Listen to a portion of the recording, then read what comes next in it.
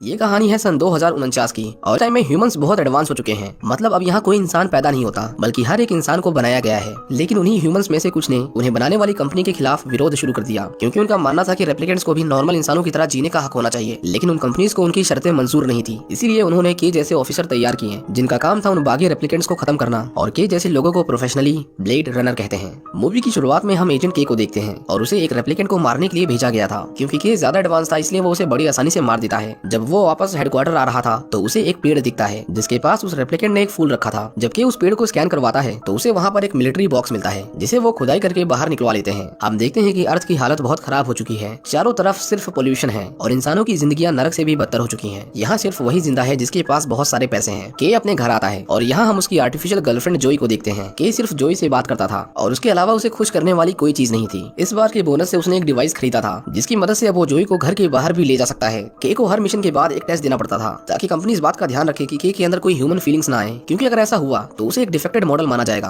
और वो उसे भी बाकियों की तरह मार देंगे। आगे जाकर उन्हें पता चलता है कि उस पेड़ के नीचे से जो बॉक्स उन्हें मिला था उसके अंदर एक औरत की हड्डियां हैं। शुरू में उन्हें लगा कि वो एक इंसान है क्योंकि उसकी हड्डियों पर उसका मैन्युफैक्चरिंग कोड लिखा हुआ था। वो सभी हैरान थे कि उसकी मौत प्रेगनेंसी की वजह से हुई है, क्योंकि रेप्लिकेंट्स बच्चे पैदा नहीं कर सकते, उनके लिए ये इम्पॉसिबल है। एजेंट के की बॉस जोशी उन्हें कहती है इसके बारे में किसी को पता नहीं चलना चाहिए और वो के को उस बच्चे को ढूंढ कर मारने के लिए कहती है। अब के को लोगों को मारने के बाद कोई दुख या कोई खुशी महसूस नहीं होती थी, लेकिन इस बार उसे किसी ऐसे को मारना था जिसने जन्म लिया है, ना कि उसे किसी कंपनी ने बनाया है। के इसके बाद कंपनी के रिकॉर्ड्स की जांच करना शुरू करता है। वो बॉडी 30 साल पुरानी थी और इतने पुराने रेप्लिकेंट्स का डेटा मिलना मुश्किल था। वहाँ उसकी मुलाकात लव से होती है जो कंपनी के लिए काम करती थी। वो उसे पुराने डॉक्यूमेंट्स में से उस औरत के टेस्ट रिपोर्ट्स निकाल कर देती है। लेकिन 30 साल पहले किसी इंसान और रेप्लिकेंट में फर्क कर पाना इतना आसान नहीं था। के को रिक डेकर्ड नाम के एक आदमी के बारे में पता चलता है और वो भी 30 साल पहले ब्लेड रनर हुआ करता था, बिल्कुल के की तरह। के उसकी तलाश में निकल जाता है, इन सभी रेप्लिकेंट्स को वेलेस बनाता था और उसके लोग और भी एडवांस रेप्लिकेंट्स पर काम कर रहे थे, पर वो उनसे खुश नहीं था। और वो जब खुश नहीं होता था तो वो उन्हें ब्लेड से काट कर मरने के लिए छोड़ देता था। उसे जानना था कि एक रेप्लिकेंट ने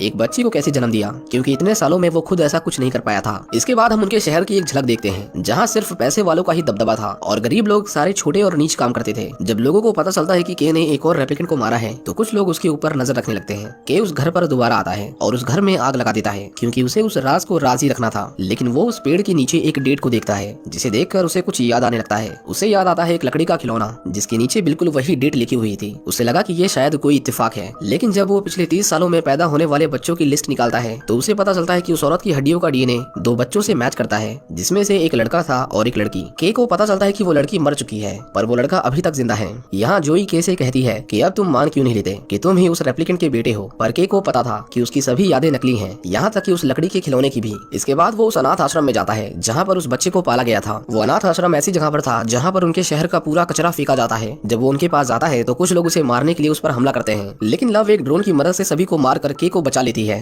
वो एक आदमी से उस बच्चे के बारे में पूछता है और जब वो आदमी कुछ नहीं बताता तो वो उसे बुरी तरह मारता है, क्योंकि यही उसके काम करने का तरीका था। वो आदमी अपनी पुरानी फाइल्स में उस बच्चे की डिटेल्स खोजता है पर उसके रजिस्टर में वो पन्ने किसी ने फाड़ दिए थे। के जब उस जगह की छानबीन करता है तो उसे थोड़ा थोड़ा उस जगह के बारे में याद आने लगता है और फिर उसे वो जगह याद आती है जहाँ उसने वो लकड़ी का खिलौना छुपाया था। और अब उसे यकीन हो चुका था कि वो खोया हुआ बच्चा वही है और इतने सालों से वो खुद को एक रेप्लिकेंट समझ रहा था। वो एना नाम की एक साइंटिस्ट के पास जाता है जो रेप्लिकेंट्स को उनकी यादें दिया करती थी। वो उनके लिए बिल्कुल असली यादें बनाया करती थी ताकि सभी को अपना अतीत याद करके अच्छा महसूस हो। के उससे पूछता है कि क्या वो यादें बनाने के लिए असली इंसान की यादों का भी इस्तेमाल करती है, पर एना उसे बताती है कि ऐसा करना गैर कानूनी है और अगर वो ऐसा करती तो तुरंत पकड़ी जाती। एना उसके ब्रेन को स्कैन करती है और उसे बताती है कि उसके खिलौने वाली यादें बिल्कुल असली हैं। वो ये सुनकर गुस्से से पागल हो जाता है और एना भी उसे इस हालत में देखकर रोने लगती है, क्योंकि अब उसकी जिंदगी नरक से भी बदतर होने वाली थी। वो जैसे ही वहाँ से बाहर निकलता है पुलिस उसे गिरफ्तार कर लेती है। उसका एक बार फिर से टेस्ट लिया जाता है और इस बार वो टेस्ट में फेल हो गया था, क्योंकि अब उसके अंदर डर था कि जोशी से झूठ बोलता है कि मैंने उस बच्चे को ठिकाने लगा दिया है। लेकिन टेस्ट में फेल होने की वजह से जोशी उसे 48 घंटे का समय देती है दोबारा से उसे पास करने के लिए। वो निराश होकर अपने घर आता है और उसके चेहरे पर फिर से वही मायूसी थी। हम देखते हैं कि उसके घर में वही प्रोस्टिट्यूट आई थी जो के का पीछा कर रही थी, लेकिन फिलहाल उसे जोई ने बुलाया था ताकि थोड़े ही समय के लिए पर के खुश रह सके। जोई उसकी बॉडी को कवर कर लेती है और उस रात के और वो लड़की इंटीमेट होते हैं। वो लड़की बहुत चालाक थी। वो उसकी जैकेट में एक ट्रैकर डाल देती है, क्योंकि उसकी गैंग का काम था ब्लेड रनर्स को मारना। उसके जाने के बाद जोई के से कहती है कि वो उसे एम्यूलेटर में ट्रांसफर कर दे, लेकिन के ऐसा नहीं करना चाहता था क्योंकि अगर उस एम्यूलेटर को कुछ भी हुआ तो जोई भी खत्म हो जाएगी। पर जोई की रिक्वेस्ट पर के उसके सारे डेटा को ट्रांसफर कर लेता है और ऐसा करते ही कंपनी जो जोई के जरिए उस पर नजर रख रही थी वो चौकन्नी हो जाती है। लव तुरंत जोशी के पास आती है और उसे के की एग्जैक्ट लोकेशन के बारे में पूछती है, पर जोशी उसे बताने से साफ साफ मना कर देती है, जिसके बाद लव उसे मार डालती है क्योंकि उसने उस बच्चे को मारने के ऑर्डर्स दिए थे जिसका जिंदा रहना उनके लिए बहुत जरूरी था। के एक आदमी के पास जाता है जो पुरानी चीजें कलेक्ट किया करता था और ये लोग एक मशीन की मदद से उसके अंदर की रेडिएशन से पता लगाते हैं कि वो चीज कितनी पुरानी है और उसे कहाँ बनाया गया था। वो के को एक लोकेशन बताता है और जब के वहाँ जाता है तो हम देखते हैं कि वो जगह एकदम उजाड़ हो चुकी है। आसमान बिल्कुल लाल था और रेडिएशन का लेवल किसी इंसान के रहने लायक तो बिल्कुल नहीं था। उसे एक पुरानी बिल्डिंग मिलती है जहाँ पर के को रिक डेकर्ड मिलता है। रिक भी पहले कभी ब्लेड रनर हुआ करता था, इसीलिए उसे पता था कि के उसे मारने आया है। वो उसके ऊपर हमला करता है और उसे बहुत मारता है, लेकिन के उसके ऊपर हाथ नहीं उठाता क्योंकि वो उससे सिर्फ बात करने आया था। के उससे पूछता है कि उसकी वाइफ ने एक बच्चे को जन्म दिया था, उसका नाम क्या था। जब रिक उसे बताता है कि उसका नाम रेचल था तो के समझ जाता है कि रिक ही उसका पिता है, लेकिन वो उसे अपने बारे में कुछ नहीं बताता क्योंकि उसके अंदर कोई फीलिंग्स ही नहीं थी, न मिलने की खुशी न कुछ खोने का गम। वो बस सच्चाई के पीछे भागता था और उसके मिलने पर उसे एक्सेप्ट कर लेता था। रिक उसे बताता है कि मैंने उस बच्चे के सभी रिकॉर्ड्स मिटा दिए क्योंकि अगर उसके बारे में किसी को पता चलता तो वो उसे मार देते।